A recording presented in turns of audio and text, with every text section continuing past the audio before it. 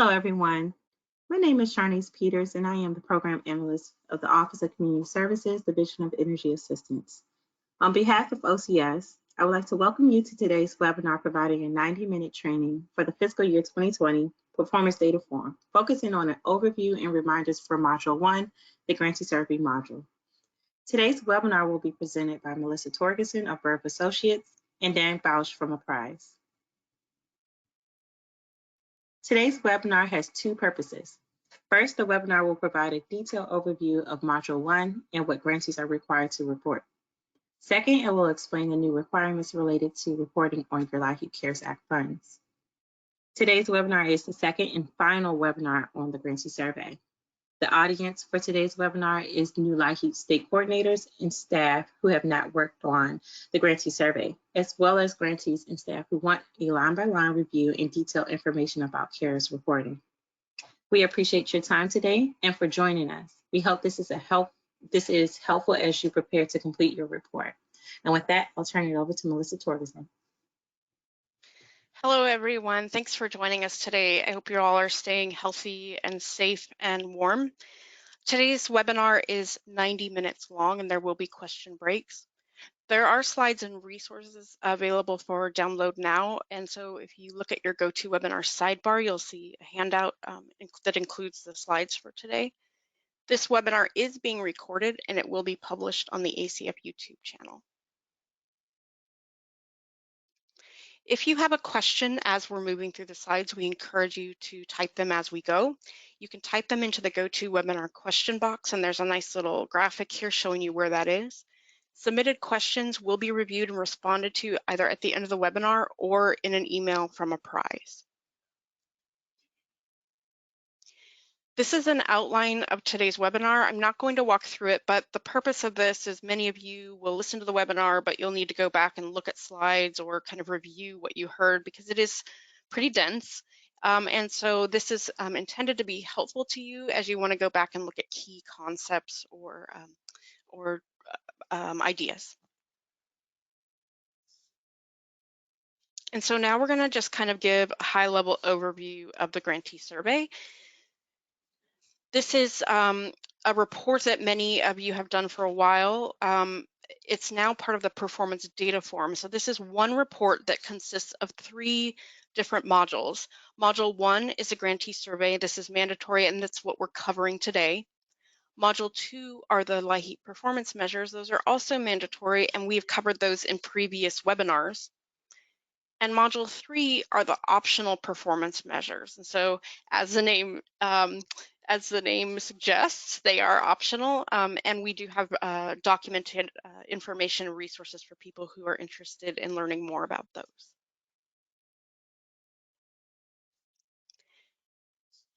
As I mentioned, those of you who have been in LIHEAP for a while have been doing the Grantee Survey for a while. This has been around for quite a long time. It provides OCS with information on how you are obligating your funds during a specific federal fiscal year.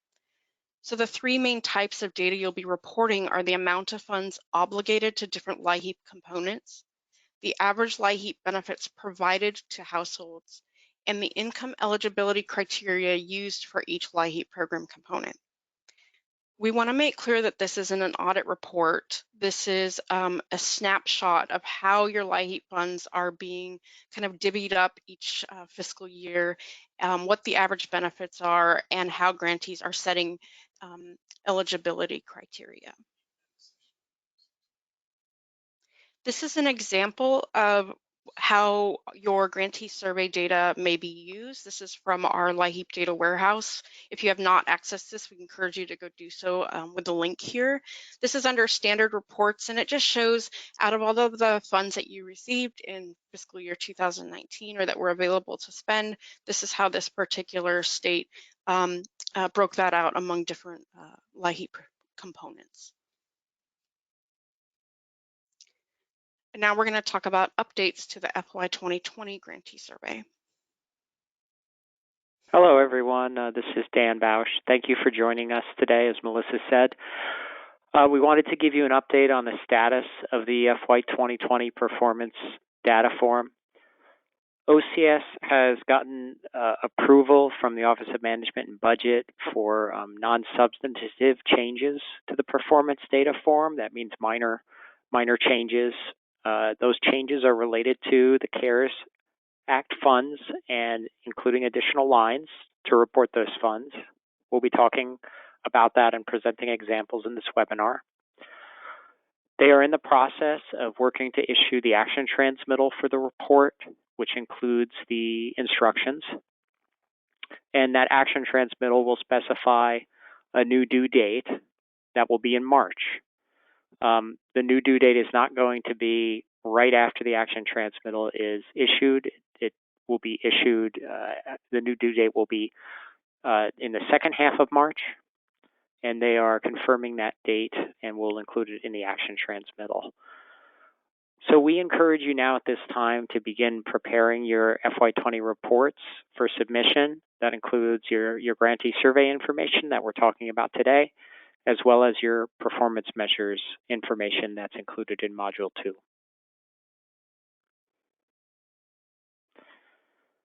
There are two main changes that are occurring for the FY20 grantee survey.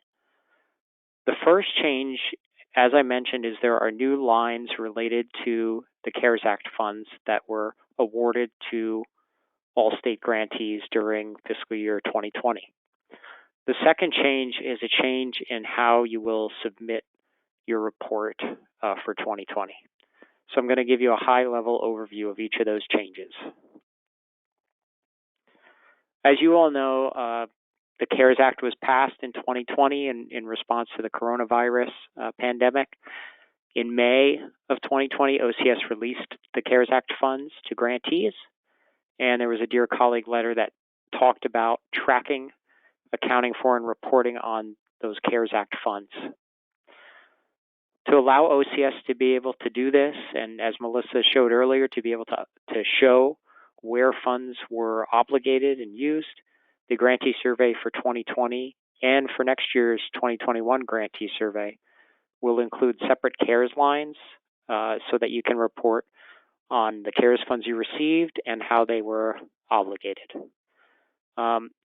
As you'll see later in the webinar, what this means is the same information that you're used to reporting for the Grantee Survey, your total funds, your average benefits, the maximum income based on your income thresholds.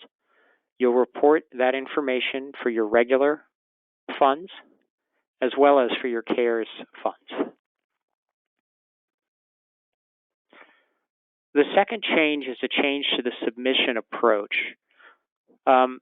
In response to changing the form and adding these care lines, OCS is in the process of working to have the form updated in the OLDC system. However, that process is ongoing.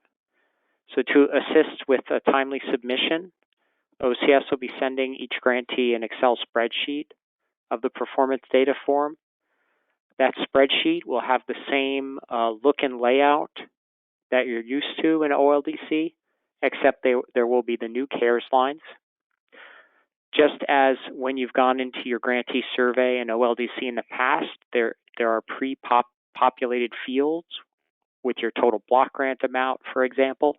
Those fields will be pre-populated in your state spreadsheet. OCS is going to ask you to enter your information into that spreadsheet and then submit the spreadsheet by the March due date. Just as in the past, Apprise will be reviewing the reports and alerting you if there are any questions or any concerns about any of the information. Once your report is confirmed to be accepted as complete, and once the OLDC programming is complete, OCS and Apprise will ask you to copy that information into OLDC so there's a record in the OLDC system. So it's these two changes that are the primary changes for this year's Grantee Survey. We're going to talk about reporting rules now for Module 1, and then we are going to go into detail on each line of the report, including those new care lines. So some general rules to think about as you're moving through this report. Grantees are expected to furnish information for the federal fiscal year 2020 reporting period, regardless of when your program actually runs. And that period is from October 1, 2019 through September 30th, 2020. You should be able to provide a consistent report about where total sources of funds equals total uses of funds. So I always say it's like balancing your checkbook. The money that is coming into 2020 should match the amount of money that is obligated to different program components in 2020. You want to explain any unique program features or nuances in the notes section, and you want to report on the obligation of available funds to different assistant types or categories. One key concept that is sometimes challenging to get your head around is this idea of obligations. The Grantee Survey asks you to report funds for different program components. Not that were expended necessarily in each program component, but what you obligated to each program component in FY 2020.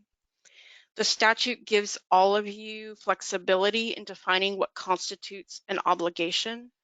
So this means that what an obligation is in one state may not look the same as what it does in another.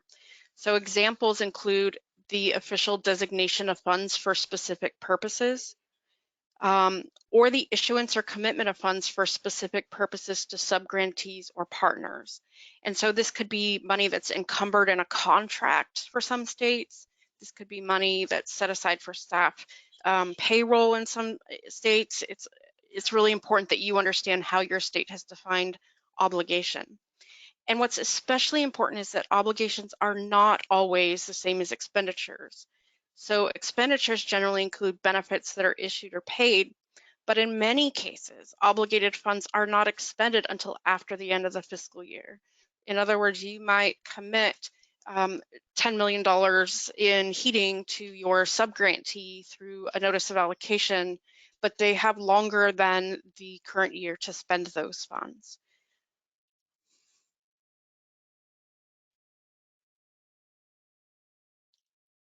So some CARES reminders for reporting. We've been talking about this since the CARES funds were issued, how important it is in your system to flag CARES funds separately from your regular LIHEAP funds.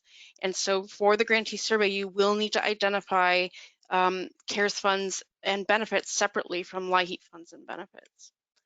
All CARES funds should have been obligated in FY 2020 or carried into FY 2021.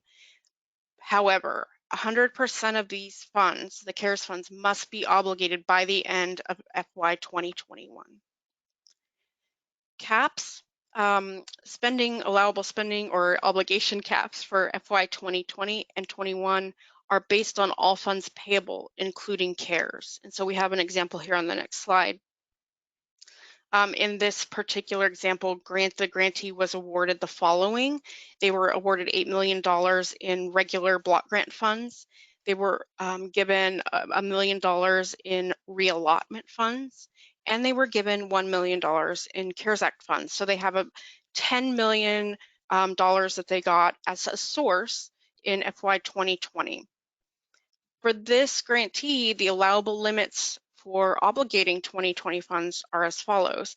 They have a 10% spending cap or obligation cap for administration, so that's $1 million. 15% spending or obligation cap for, I might have just gotten that mixed up, weatherization, 1.5 million, and 5% for assurance 16, which is 500,000. So it's important to recognize that the caps for administration, weatherization, and assurance 16 are the same with regular funds and CARES. Carryover caps, however, are different for regular funds and CARES.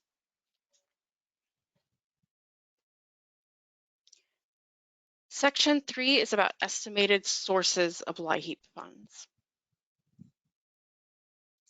So this is the money that is coming into FY 2020.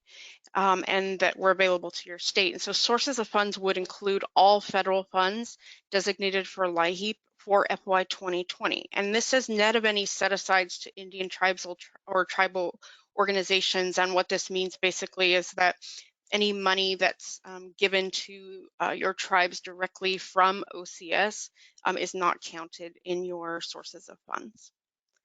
For 2020, your sources of funds include your regular block grant allotment, your reallotment funds, and I think we explained this later, but those are the funds that are redistributed by OCS when they couldn't be spent.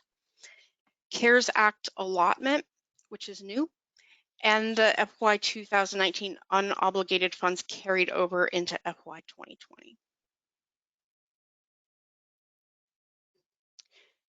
Your sources of funds should not include federal funds designated for LIHEAP for prior fiscal years that were obligated in prior fiscal years. So for example, you may have obligated $10 million in 2019 funds to heating assistance, but didn't expend them until 2020.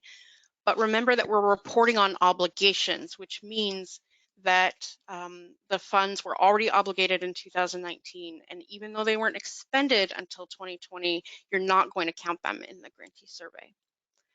Funds that were dedicated as set-asides to Indian tribes or tribal organizations, once again, these are funds that are given directly to tribes from the federal government. And non-federal funds, such as leveraged state funds. Many of you get utility ratepayer program funds, or you get CARES funds that are awarded by your state. And none of these are to be counted in the sources of funds in your grantee survey.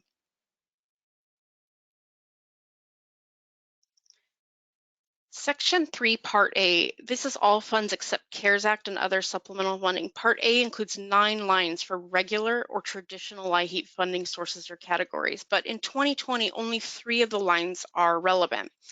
Number 1 is the block grant allotment. These are once again your regular LIHEAP funds.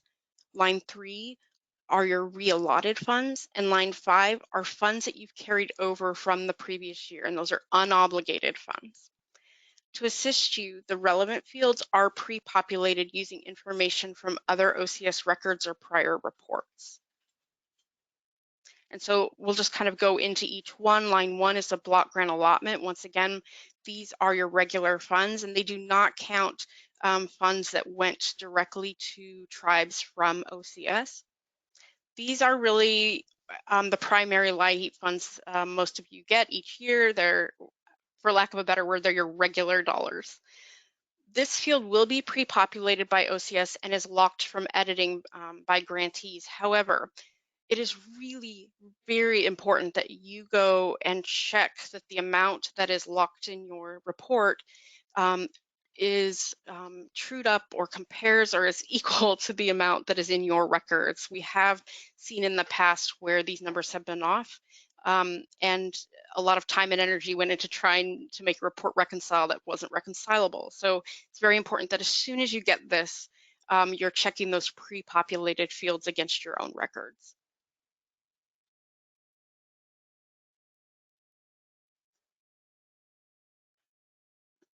Line 3, you'll notice that line 2 is a 0 because we did not have emergency contingency funds this last year. So the next one is line 3.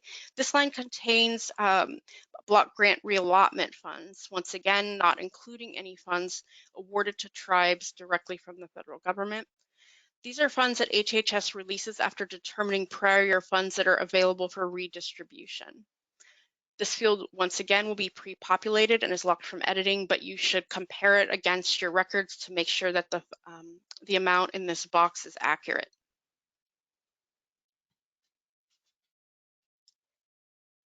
Line 5 includes funds carried over from the previous year.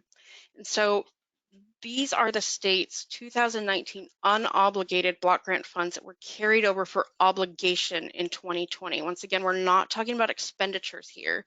We're talking about funds that you didn't obligate to anything in 2019 and that you carried over into 2020.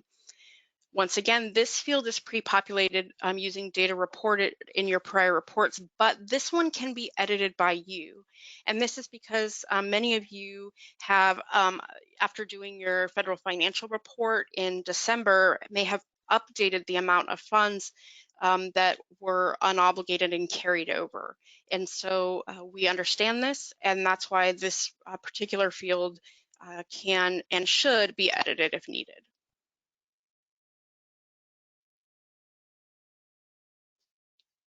So how does this connect to other reports? And this is kind of what we were just talking about when we say that you true up the carryover amount.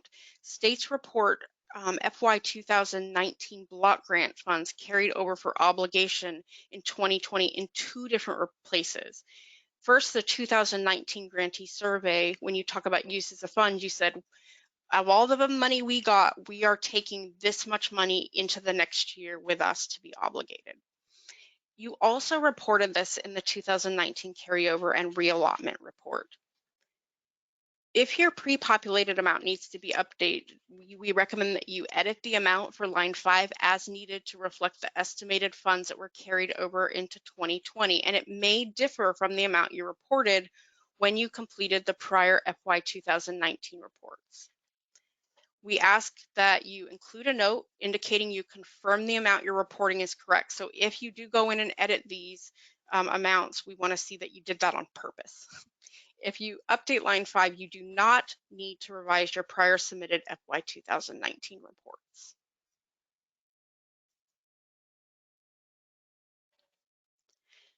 So there's a lot of zero fields, and we want to make sure that you understand that this is okay and accurate. The following 6 fields, I'm not going to read them off, but you can see them here, are all pre-populated with 0 because these were not awarded in FY 2020.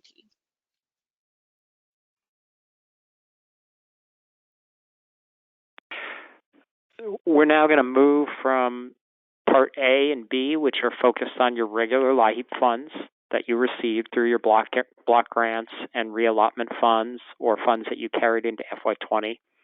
And now we're going to look at supplemental funds, which are new lines that have been added to the Grantee Survey. In response to the CARES Act, OCS added lines. They added a line specifically for your CARES Act allotment, and they also added reserved lines in the event that Congress passes additional funding that is awarded for LIHEAP during fiscal year 2021.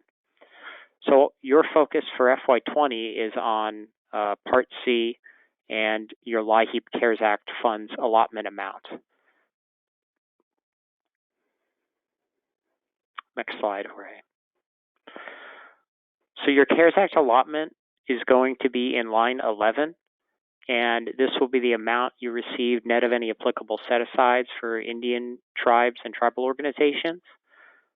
Your CARES Act allotment will be pre-populated into this line and locked, but as Melissa mentioned, for your regular funds, you should also check that the CARES Act amount you see in your spreadsheet matches what you have in your records, and it's also included in your carryover and reallotment report that you submitted at the end of FY 2020.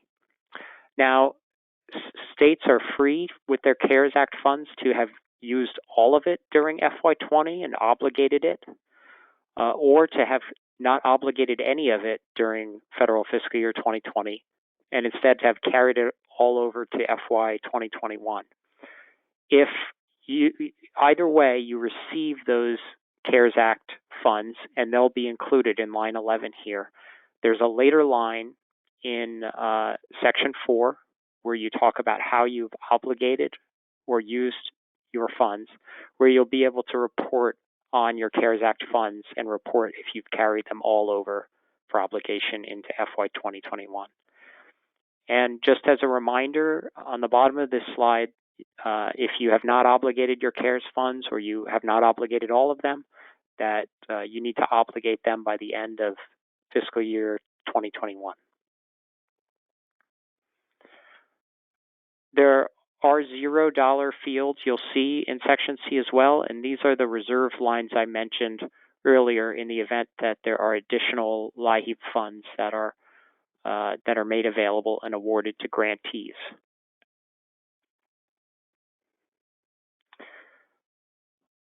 Part E includes line 15, which will show you the total sources of funds that were available during 2020. And that includes your regular LIHEAP funds and your LIHEAP CARES Act funds. This is a line that automatically will calculate once you've entered in or made any edits to the information. And as we'll discuss later, a key concept in the grantee survey and a key item we'll be looking at is that your total sources in this line, all the money that you had available to obligate in FY20, that equals the total uses that you report in Section 4 and is calculated at the end of that section. So we'll talk more about this soon. We're going to pause and see if there are any initial questions about the sources of funds fields we went over or about the changes for the FY20 form. We'll have another question break as well later in the webinar. But if you have any initial questions, you can type them in and send them. Jorge, do we have any initial questions? Yes. The first question is, the form for fiscal year 2020 is not yet in OLDC. How can I start working on the report? That's a good question. So one way you can start working on the report is the prior form that you're used to, the form from last year and prior years. The information that you need to report for FY20 is the same, except you're reporting it for your regular funds and then separately for your CARES Act funds. So as we'll discuss further in the webinar, there are the lines you need to report and you're used to reporting, like the amount of funds you've obligated for heating assistance or the average benefit for heating assistance. You're still reporting that information this year. You're just reporting it for your regular funds in certain lines and then for your CARES Act funds in certain lines. We're working with OCS on preparing the information so you'll have it and you'll have the spreadsheets to be able to then enter it. So you should see that fairly soon.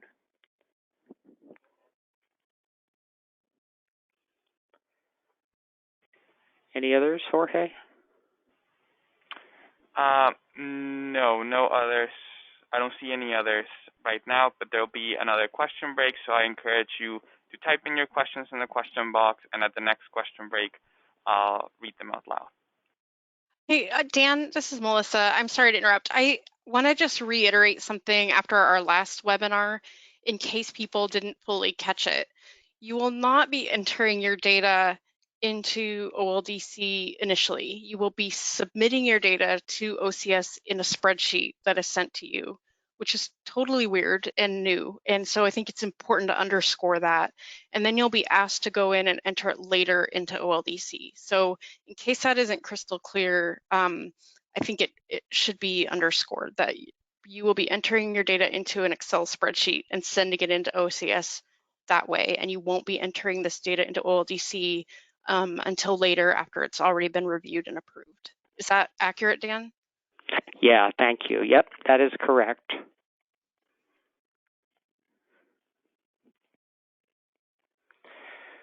Okay, now we're going to move into Section 4. As you picked up on, I'm sure, on Section 3, a lot of that information is going to be populated for you, and you'll need to double check it and confirm it. Section 4 is where you'll be entering most of your information about how you have obligated LIHEAP funds. So what's included in uses of funds, and what are you asked to report about your uses of LIHEAP funds? Well, this section is focused entirely on uses of your federal LIHEAP funding that was available for you in fiscal year 2020. That includes all your federal funds or awards that were obligated during FY 2020.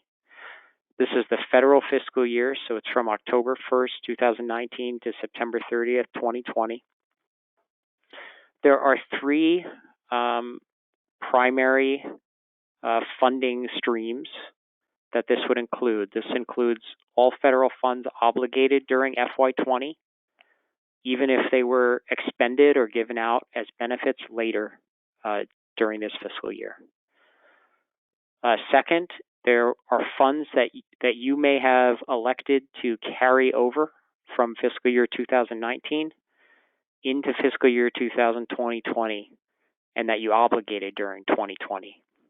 So some grantees may have millions of dollars here. Other grantees may have zero if no funds were carried over.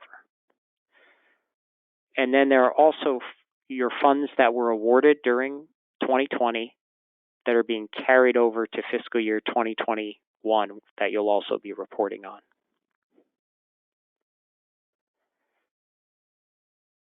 There are funds that you have that were used, so to speak, during fiscal year 2020 that would not be included in the information you report in your uses of funds section of the Grantee Survey.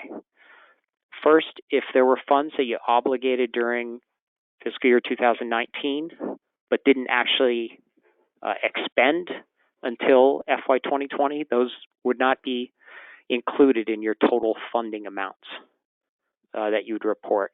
So here's an example.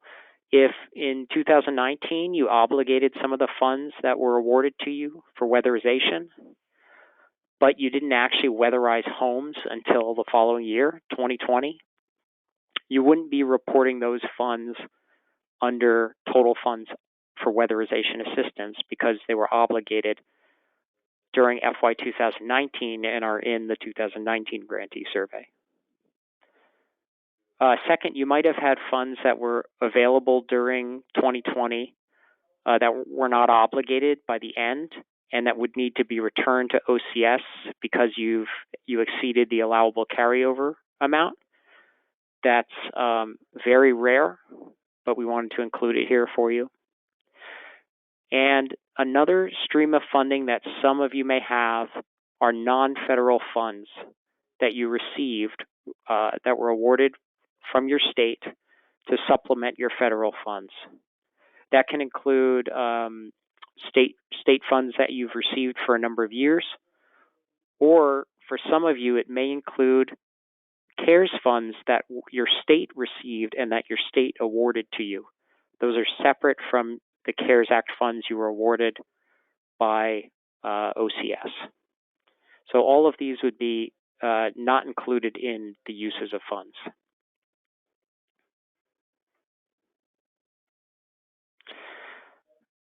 So for Section 4, the Grantee Survey has been expanded with the new fields related to the CARES Act funds, and we're going to show you what that looks like.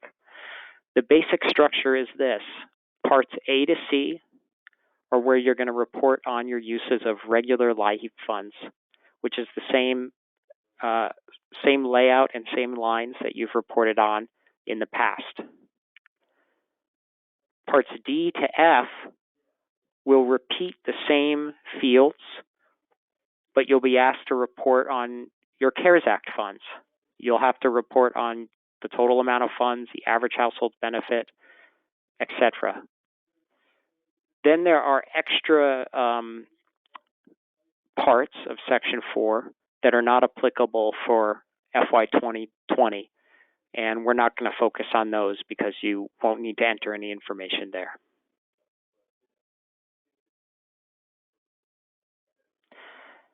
One important thing to remember with reporting on how you've used your funds, how you've obligated them, is that you recently reported information in your 2020 household report about the number of households that were assisted with different types of LIHEAP assistance. So households assisted with cooling assistance, or with weatherization assistance, or with winter crisis assistance. In your Grantee Survey, you're reporting the information on the funds that went towards those components and the average benefit amounts that households received. So as you're compiling your report, we would expect to see consistency with the household report. There are instances where there won't be consistency because there may have been funds obligated, but the funds weren't used for benefits, like the weatherization example I gave earlier. And if that's a situation for you, we ask that you try to add a note to your form in the notes section. For example, if you obligated $0 for a type of assistance that you reported in your household report, or you have funds but you reported 0 households in your household report, those would be cases where adding a note can help to explain that your reporting is correct, and here's an explanation for it.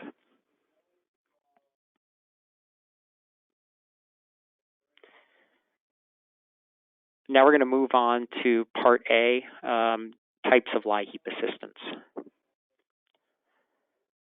So here's what Part A looks like. If you've worked on the Grantee Survey before, this should look familiar. You can see you're reporting by assistance type as you go down the rows. And then there are 3 columns. Column 1 is total funds, column 2 is average household benefit, and column 3 is for reporting your maximum annual dollar income for a 4-person household. Now we're going to show you the same section for your CARES funds, which is Part D. Part D looks exactly the same, except each line ends with CARES Act funds. This is where you'll be reporting the same information, and we're going to go through some examples of this and how you would do this depending on how you used your CARES Act funds during FY20. So we're going to start by going over the total funds fields in that first column, which is shown in red here, and we're going to go down each row and review each type of assistance. The same guidelines you see for these sections are going to be applicable for your CARES reporting when you report the same information for your CARES Act funds.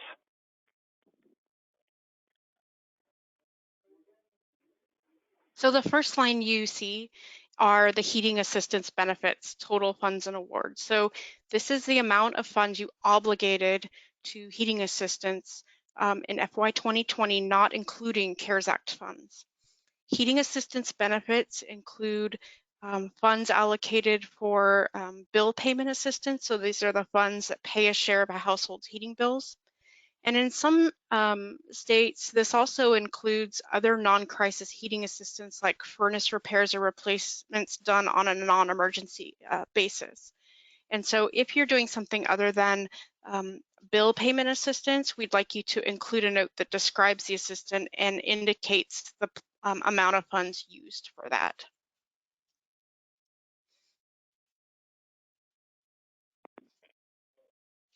So there are a few of you out there that don't have a separate crisis component in your program, but rather if a person comes in crisis, you will expedite their heating assistance benefit.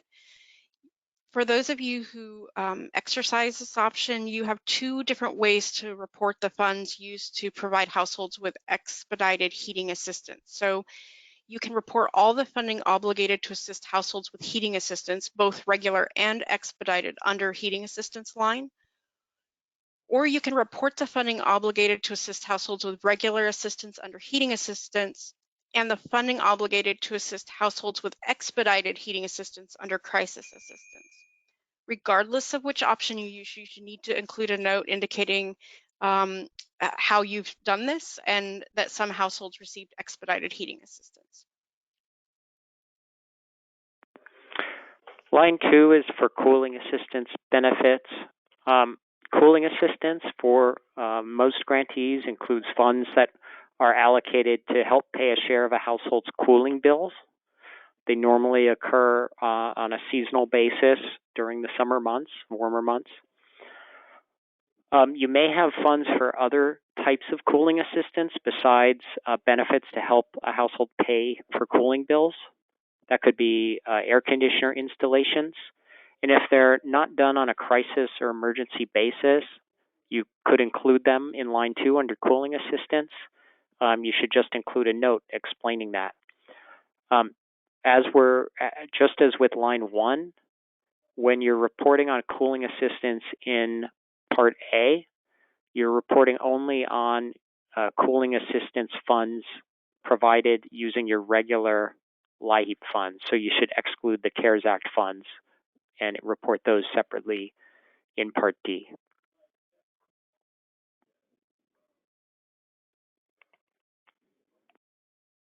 So line 3 and all of its sublines are related to different crisis benefits. And something I think it's important to underscore, as Dan mentioned, if you're reporting, winter crisis benefits or year-round or however you've broken that out, it really should match up with what you're saying you do in both your model plan and your household report. So that's something to double check as you're walking through this. Crisis assistance is a type of LIHEAP assistance that's provided no later than 48 hours or 18 hours in life-threatening situations after request for assistance. You all set your own criteria for crisis assistance defined in your model plans and your policy manuals. Crisis reporting in the household report should be consistent with the model plan.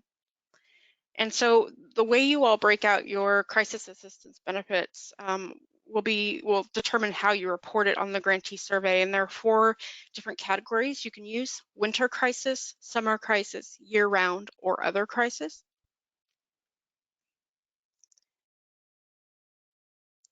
So when we talk about what funds should be reported as winter crisis benefits, these are any funds obviously obligated to delivering winter crisis assistance to households. And this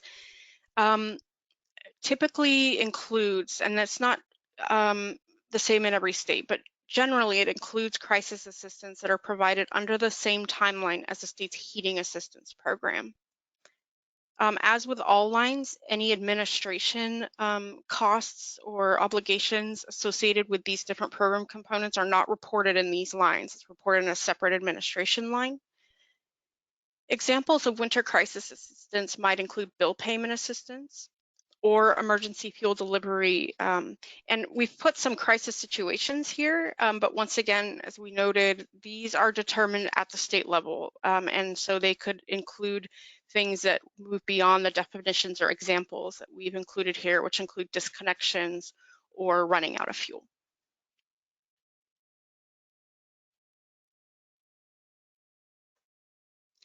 When we talk about summer crisis benefits, these are funds obviously are obligated to delivering summer crisis assistance to household. And once again, most states will use the same timeline for their summer crisis assistance as they do their cooling assistance programs. The cost of administration goes in a separate line.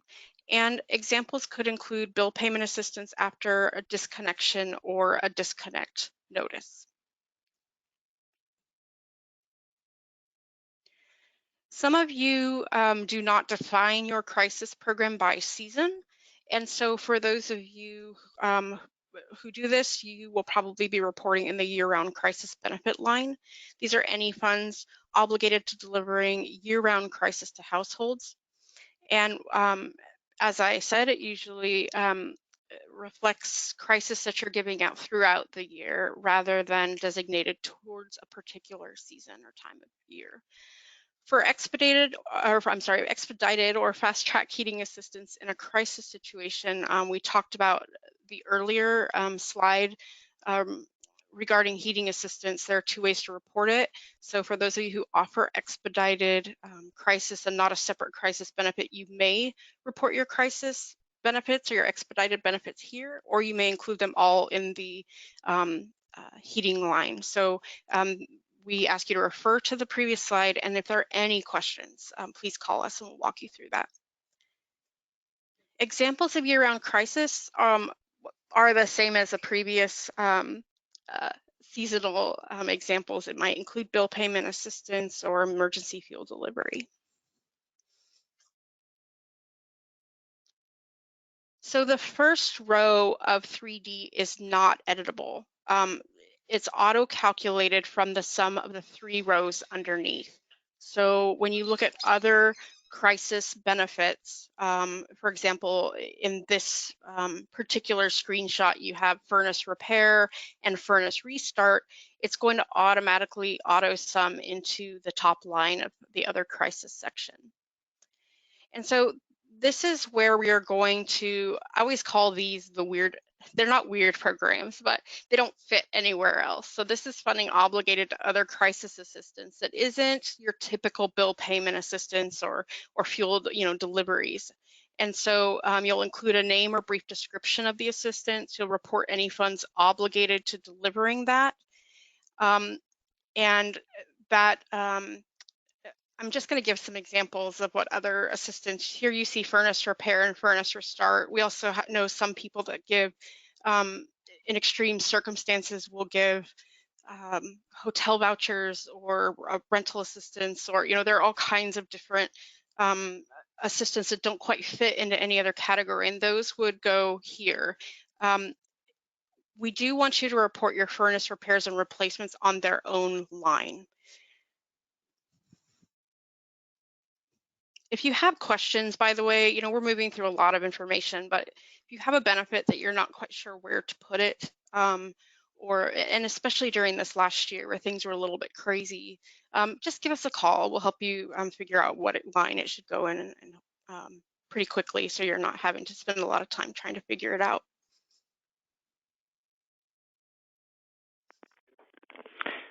Line 4 is weatherization benefits. This is talking about LIHEAP funds that you have allocated for LIHEAP that you've obligated for LIHEAP weatherization. That's low-cost residential weatherization or other energy-related home repairs. In Part A, we're focused on your regular LIHEAP funds. So this is weatherization total funds from the pool of your regular LIHEAP funds.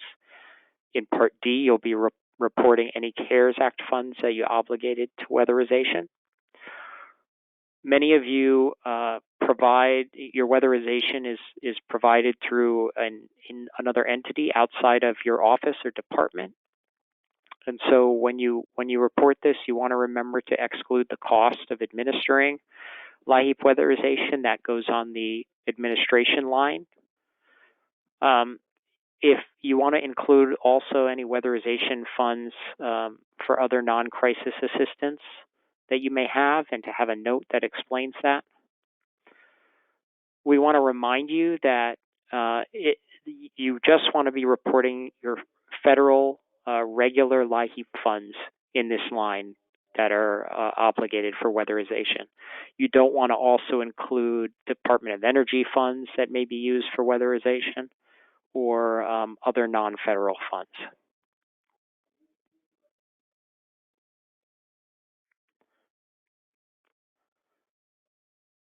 The LIHEAP statute limits the amount of LIHEAP funds that can be spent for weatherization assistance. The statutory limit is 15% of LIHEAP funds. HHS can grant a waiver that increases this from 15% to 25%. If you have received a waiver, we ask you to add that into the notes. For weatherization, as well as for administration and assurance 16, which are later lines we'll be talking about, as Melissa mentioned earlier in the webinar, there are statutory limits as to percentage of your funds available or funds payable that you're able to use towards those assistance types. For this year's Grantee Survey for FY 2020, there are three pools or funding streams that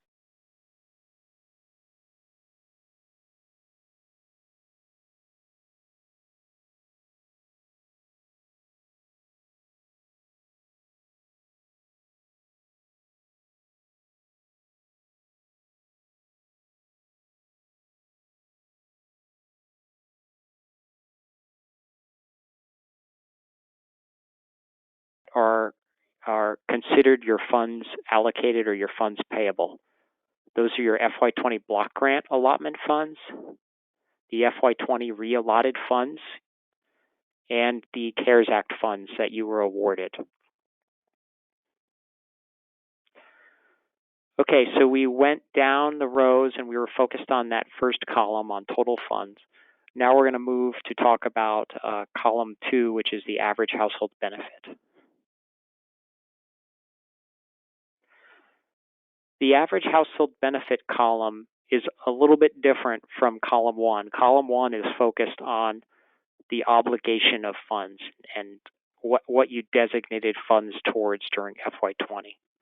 The average benefit column is asking you to look at the households that received each specific type of assistance, to take their benefit amounts for that type of assistance, and to calculate the mean or the average benefit amount households received. It should be calculated based on your actual records of the benefits that households received. So you for example, you may know that your most common benefit amount for cooling assistance is $200. However, if you use a matrix or you use some procedures where households can receive a higher amount than 200 or a lower amount than 200, you want to calculate the average benefit amount because it may be different from the most common amount and report that. For Part A of Section 4, you're focused on your regular LIHEAP funds, so you only want to use the benefit amounts using the benefit that was provided with regular LIHEAP funds. If you provide a benefit, for example, air conditioner repair or air conditioner replacement, and that kind of a benefit isn't easily quantifiable, we ask that you put a description in the notes that explains that. Now we're going to look at column 3, and that's where you report the maximum annual dollar income for a 4-person household. So in the third column, which was just on the slide you just saw, you're going to list the maximum annual or annualized dollar income cutoff for a 4-person household that was in effect at the beginning of FY 2020. Now, the poverty guidelines that were in effect at the beginning of FY 2020 were the 2019 HHS poverty guidelines. You'll report the maximum income based on your income eligibility criteria used for regular LIHEAP assistance. If you have a LIHEAP program component that began after the release of the new 2020 federal poverty guidelines, you may choose to use these in your grantee survey reporting. So for example, some of you may have switched to the 2020 federal poverty guidelines for your cooling program that started later in the fiscal year. Grantees who choose to use those guidelines in your report should include a note stating this in the notes section of the form. Line 5 is below the images we showed you earlier showing the 3 columns.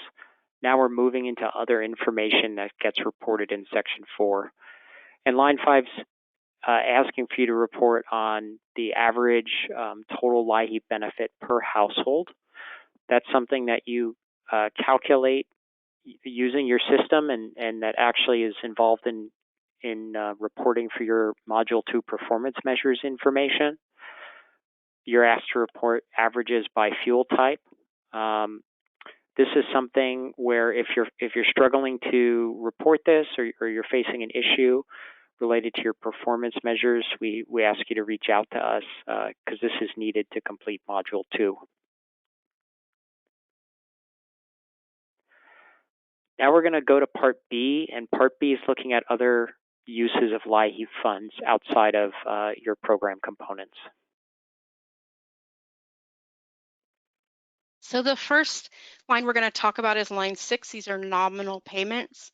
This is where you're going to report your regular funding, not including CARES, obligated for nominal LIHEAP benefit payments. For those of you who might not be familiar, nominal payments are the benefit payments that deviate from the state's regular matrix because the household received only a minimal benefit as part of a partnership with SNAP. So those of you who have a heat need or cool need or a program that might be named something different, this is where you're going to report those payments. And not all states have this. So if you are looking at this and thinking, I don't know what this means, you probably don't have the program. But if you have questions, you can go ahead and ask us.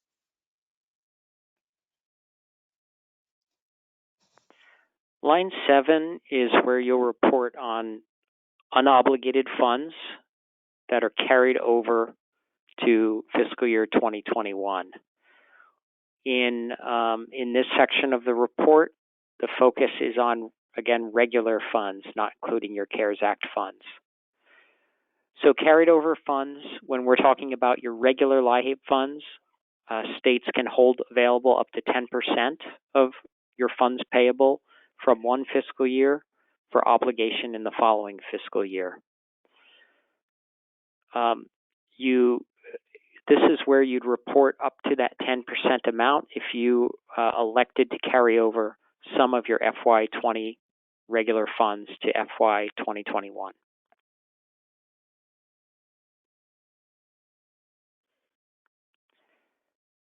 So line 7 should include any of those regular unobligated FY20 funds payable that you're carrying over to 2021. It should not include any funds that were actually obligated in FY 2020, even if they weren't expended during FY 2020. So they haven't been spent, so to speak, as benefits yet. Those are still reported where those funds have been obligated. It should include funds that are carried over, and if there's excess funds above the 10% limit, you would want to exclude those funds, and you'd want to include notes about that. That would be a situation where in your grantee survey, your sources won't equal your uses. This should not be the case. It should be rare, and if you're finding an issue or you're realizing that there might be an issue with your carryover limit, please reach out to your liaison and to us.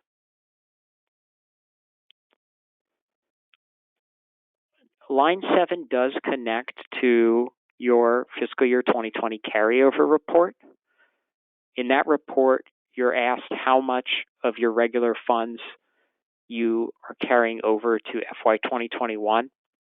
So it's important for the grantee survey and that FY 2020 carryover report to be consistent. You completed the carryover report earlier, and so you're now completing the grantee survey, and it may be the case that you have an updated estimate as you work on the grantee survey report, and so you may need to go back and update your FY20 carryover and reallotment report. You can do that by submitting a revision in OLDC, and there's a few steps to be able to submit that revision.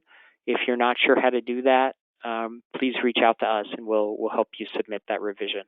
The basic idea is the amount you have in this line, line 7, should equal the amount that's in your carryover report as regular funds carried over to the next fiscal year. So line 10 are funds used for identification, development, and demonstration of leverage incentive activities. You'll want to report the amount of funds that you obligated, if any, to identify and develop and demonstrate leveraging activities. And the statute limits this amount to the greater of 0.08% of funds payable or $35,000. So for most states, this is $35,000. If you have questions about what this might include, feel free to give us a call and we'll walk you through it. Line 11 is Assurance 16 funds. You'll want to indicate whether any of your 2020 LIHEAP funds were obligated to carry out Assurance 16 activities. These include services that encourage and enable households to reduce their home energy needs and thereby the need for energy assistance. And examples include needs assessment, case management, advocacy with energy vendors. There are a number of ways that states use Assurance 16 funds. The LIHEAP statute does limit this amount to 5% of your funds payable. So that's an important cap to keep in mind. Line 13 are your administration costs. You'll want to report the amount of regular FY 2020 funds obligated for administration and planning. The amount should include all state and local administration and planning obligations. This includes both direct and indirect costs charged as administration.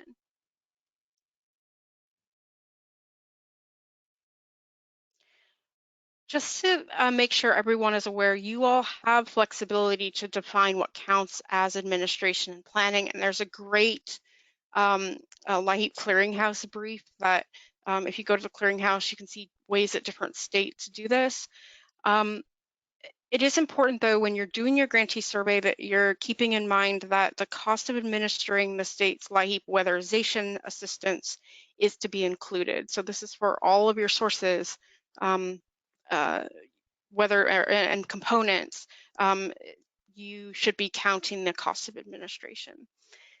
Keep in mind that some states designate their IT expenditures as program costs, not administration, but there really isn't a place to put that on this form.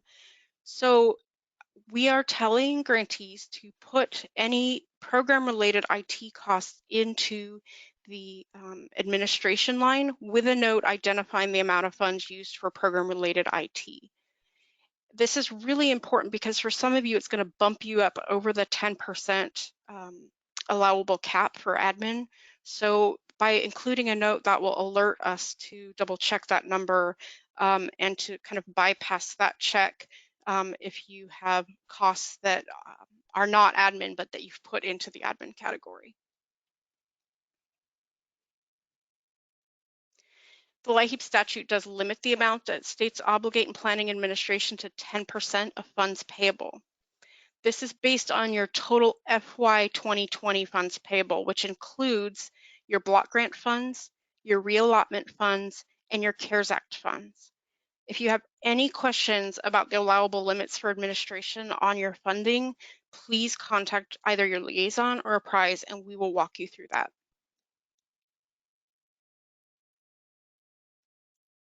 There are some more zero places. I always cheer when I see the zeros because it means I don't have to do work in these particular lines.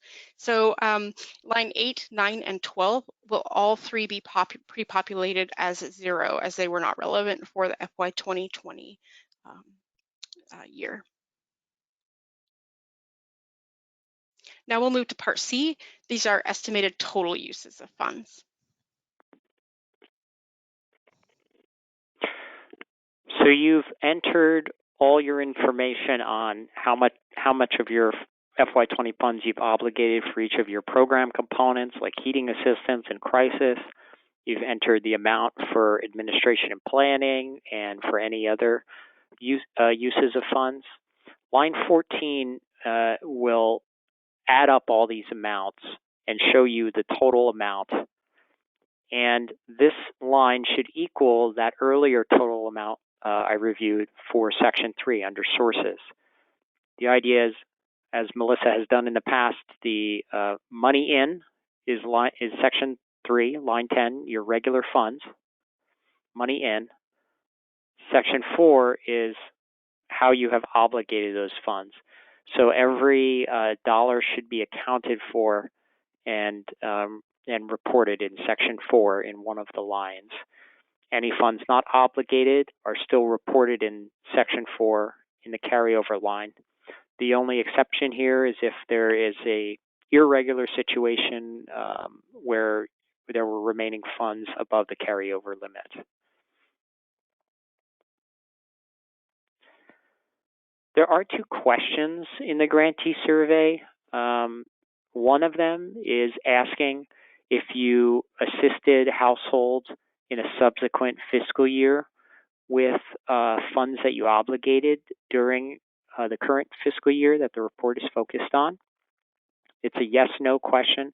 And this is really meant to capture if you obligated funds for an assistance type and you didn't serve households with that assistance type, or you served a very small number of households with that assistance type, and the funds won't be expended until the next year.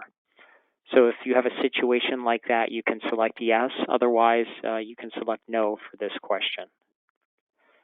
The second question is related to the average household benefits that get reported in that second column.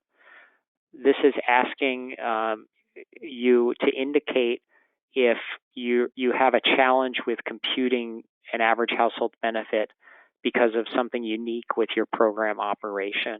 And that can be a situation where the benefit type that you're providing is not a simple benefit to help a client or a household pay their energy bill, but it's something related to equipment or furnishing a benefit in another way. So if that's the case, you can select yes for this. Otherwise, you can select no.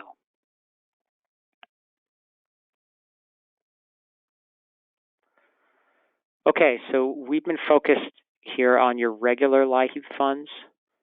Parts D to F are for CARES reporting. So parts D to F, just like we showed you earlier, they're mirror images of parts A to C. The same format and the same assistance types and lines. You're just asked to report in reference to your CARES Act funds. This includes the total funds and awards, the average benefits, and the income thresholds. Some of these may be the same for income thresholds. You may have the same thresholds. Some of you may have had special income eligibility criteria for your CARES funds. So we're going to go over a few examples. The first example is Grantee Z. Grantee Z decided during FY 2020 they received their CARES Act allotment from OCS, and they decided to carry those funds over to 2021 for obligation. So they didn't obligate any of those funds during federal fiscal year 2020. Under sources of CARES funds, which is section 3, on line 11, they're going to see the CARES Act amount they received. That'll be pre-populated, $1 million. Under uses of CARES funds, they are carrying over all of their funds to FY 2021. So they put $1 million on the line for carrying over funds to the next federal fiscal year. For administration and planning, they would put $0 because they have carried over all their CARES funds and not obligated any of it for administration. And so the end of this section, line 25, will automatically add up all the other amounts for uses of funds, and you can see it adds to $1 million. So line 11 equals line 25, and that's a goal, to have sources equal to uses. And now we'll look at Grantee X. This grantee decided to obligate all of their CARES funds for issuing supplemental benefits or additional benefits. So they also received $1 million in LIHEAP CARES Act funds. So you can see $1 million in the second line down. They decided to use their $1 million in CARES Act funds to provide $50 supplemental benefits to their households that had received their regular heating assistance. They used 95% of the CARES funds to issue those $50 benefits, and then they obligated 5% for administration related to those supplemental benefits. So if we take that $1 million, 95% of $1 million is $950,000, and that's what they would report as heating assistance benefits because it's a supplemental benefit given to their heating assistance households. They gave a flat $50 supplemental benefit to all households. So the average benefit column, the one all the way on the right in this table, they would put $50 for heating assistance benefits. They're not carrying over any of their funds to FY 2021 because they obligated them all to heating assistance and administration. So they are putting 0 on the CARES carryover line, which is line 21. They use 5% for administration and planning. So 5% of 1 million is 50,000, and they enter that in the CARES administration and planning line. When you add up all of their uses of funds, it adds up to 1 million, which equals their CARES Act allotment. So that's how this may be how it looks for you if you have issued supplemental benefits using your CARES funds.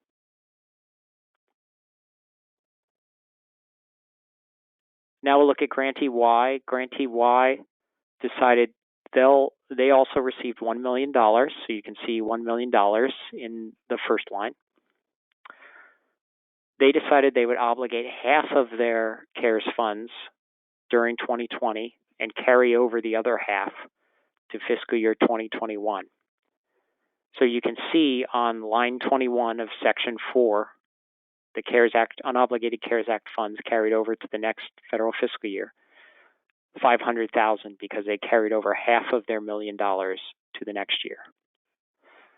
They decided to use the other half, the other 500,000, to implement a new component, and it's a crisis component to help with the coronavirus crisis situation. The average benefit they gave through that new component was $250. And they used 95% of their funds for that program and 5% for administration. So you can see on line 17D under uses of CARES funds, because this is a new crisis component, it's not their regular year-round or their regular winter crisis component. They're going to put this new COVID crisis program on one of the other crisis assistance lines that Melissa reviewed. They used 475,000. That's 95% of their 500,000 that they obligated. The average benefit that they calculated for households that received their COVID crisis program was $250. So that's in the column on the right. The remaining 5% for administration is 25,000, and they'd put that under administration and planning. When you add them all up, it adds up to $1 million in section 4 for their CARES funds, and that equals the amount they received. So this is another example of what it would look like if you have a similar use of your CARES funds.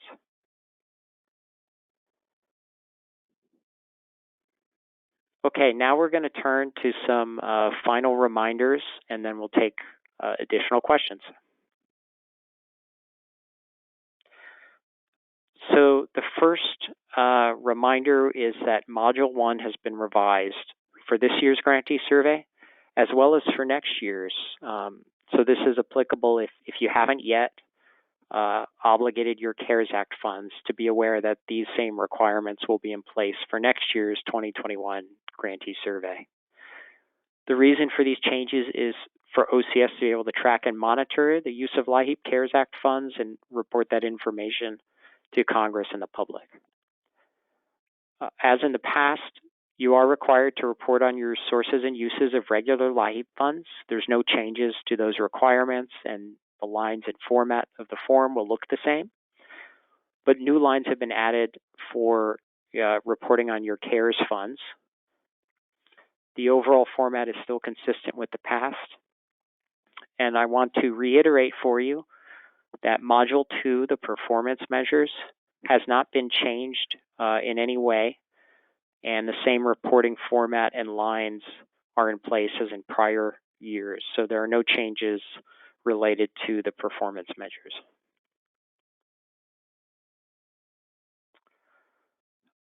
The OCS is working to issue an action transmittal soon with the revised due date and instructions for the form, and to also provide the spreadsheets to you that have the pre-populated information. The new date's going to be in late March. The action transmittal will have the instructions, and we at Apprise are also available with any questions or nuances you may have related to your CARES funds and how you use them, or the level to which you're able to track and report on them.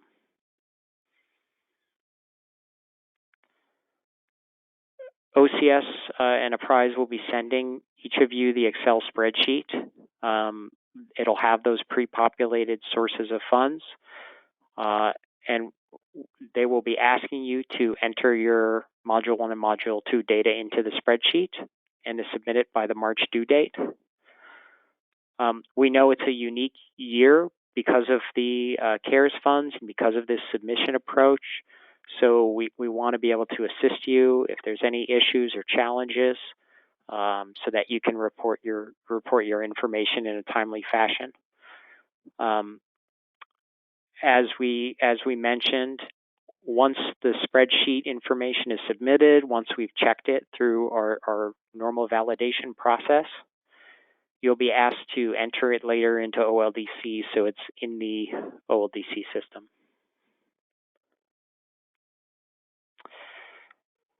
There are resources you can get now related to the Grantee Survey while you're awaiting the action transmittal. The first is there's a check before you submit document that goes over some of the content that we reviewed in this webinar, but it also gives you things to check when you receive your report, and that guidance is applicable to your regular funds and also applicable to your CARES funds. If you go onto the ACF LIHEAP website under policy and action transmittals, you can find last year's 2019 ATN instructions. And you can also see your past data in the data warehouse.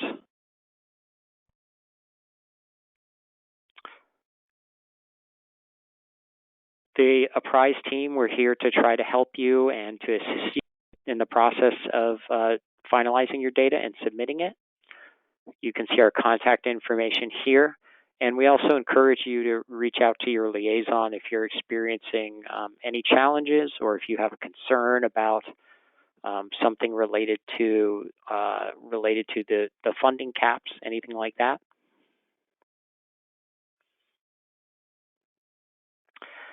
So now we have some time for questions. So if you have a question and haven't submitted it yet, we encourage you to send it in so Jorge can read it, and we can take some time to address everyone's questions.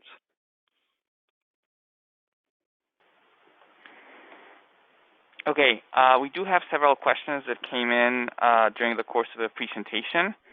So I'll read them for Dan and Melissa.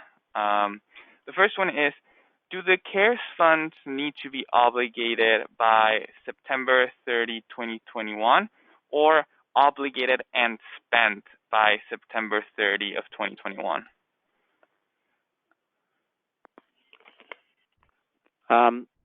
My understanding is that they need to be obligated by the end of 2021. So that's, yes, the end of September 2021.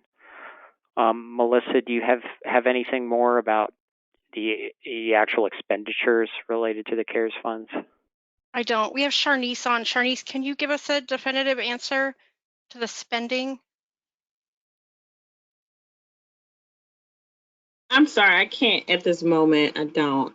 But I can take that question and follow up with management and then respond offline to that one. Okay. As far as I know, it's similar to other LIHEAP funds that it's obligation, not expenditures, but I think because it's a unique funding source, we better double check that. Yeah.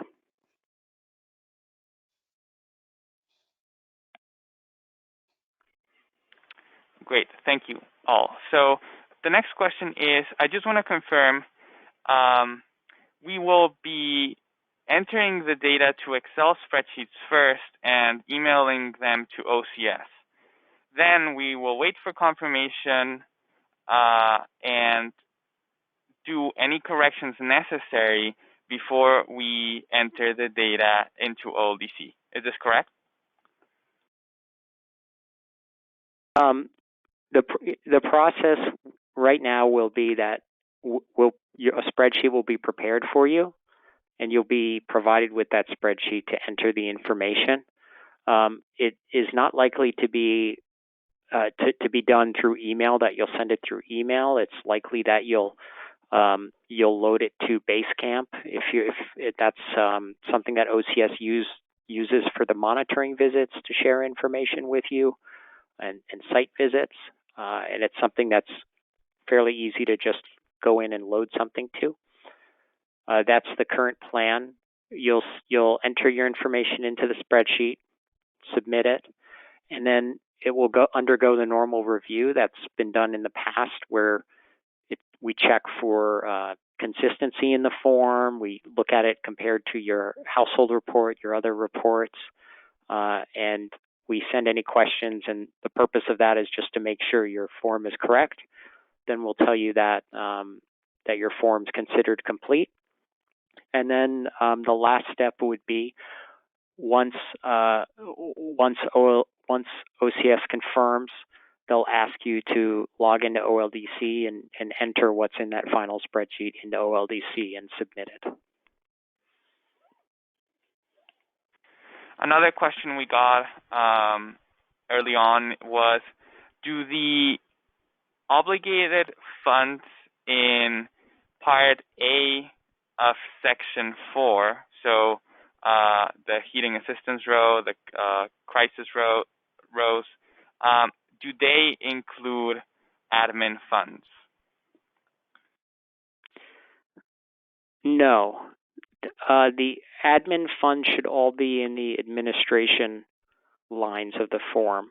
So there's two administration lines that'll be in the FY20 form. There's one for your regular funds, and there's one for your CARES funds.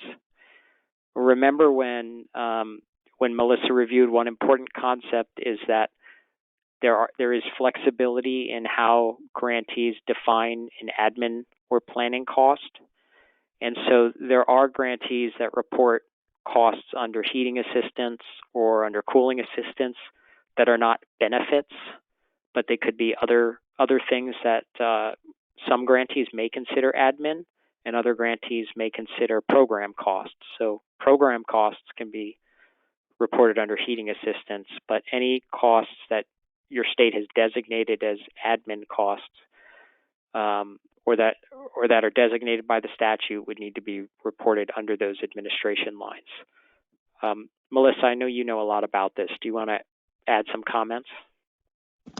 No, I would recommend that if you have a situation where you have program costs that are not direct benefits and you're not quite sure where to put them, to give us a call so that we can help you figure out the best way to report them. Every state does it so differently, but understand that we understand there's not a real clean way to report those program costs that aren't direct benefits.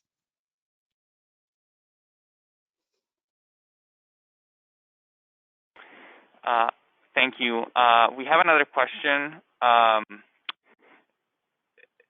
and that question is, what percentage of the CARES Act funds can we use for admin? 10% or something else? So this is important. The allowable limits, so the 10% rule for administration, the 15% rule for weatherization, the 5% rule for Assurance 16, those limits are for your overall funds payable, and that includes your regular funds and your CARES funds. So it's not a separate 10% admin for regular, 10% admin for CARES. It's one overall 10% rule for the funds that you had payable in FY 2020. So as with your regular, as with a normal year where you receive regular funds and you may carry over funds from one year to another, you need to be monitoring your obligation of funds to those different categories each year if you're carrying over funds, such as carrying over your CARES funds. For example, if in FY20 you used 8% of your funds from those funding streams for administration, and you carried over some of your FY20 funds, or some of your CARES Act funds to FY 2021, you still, with those funds, need to stay under the 10% limit, and you would have 2% left in that case to be able to use towards administration in the following year, because you've already used 8% for those funding pools. Melissa, is there anything you want to add or clarify if that wasn't clear? No, actually, that was very clear, Dan. So I also encourage you to reach out to your liaison or reach out to OCS, to their fiscal staff to discuss if there's anything that you've heard that you weren't aware of and you're trying to make sure you're in compliance.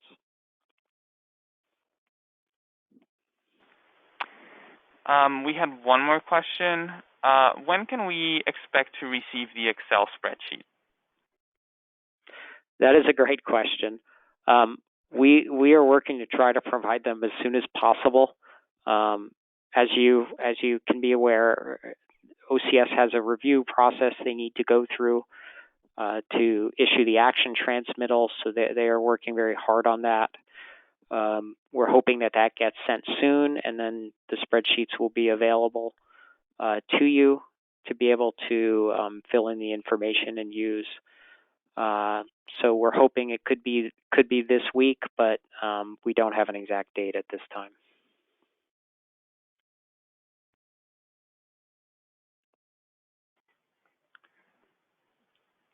Okay, thanks. We do not have any additional questions at this moment. Okay, well, we have a poll we'd like to ask you all to participate in. We've done this at the end of all of our webinars recently, and it's anonymous, but it's helpful to us to know if the training, if the results of the training have made you very confident, somewhat confident, not too confident, or not at all confident. So if you could please take the poll.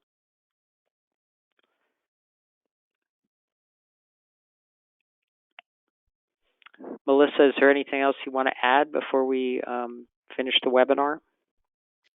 The only thing I would say is that when I was a coordinator, the first 2 years I did this report, I spent way too much time on it. I was very stressed out. And then when I realized what I was actually supposed to be doing, it was a lot easier. So if you're finding yourself really struggling with this, please call or email one of us, and we will help you figure it out, because it should not be an overly difficult report.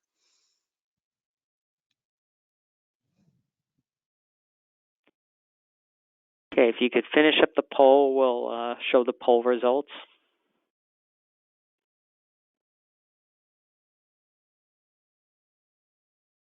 Okay. All right, well, if you are not in the very confident category, we encourage you to let us know what you're concerned about, if you're facing any challenges. We'll be working to get you the spreadsheets soon, and we really appreciate you taking the time today and for your attention during a longer webinar. So we appreciate it, and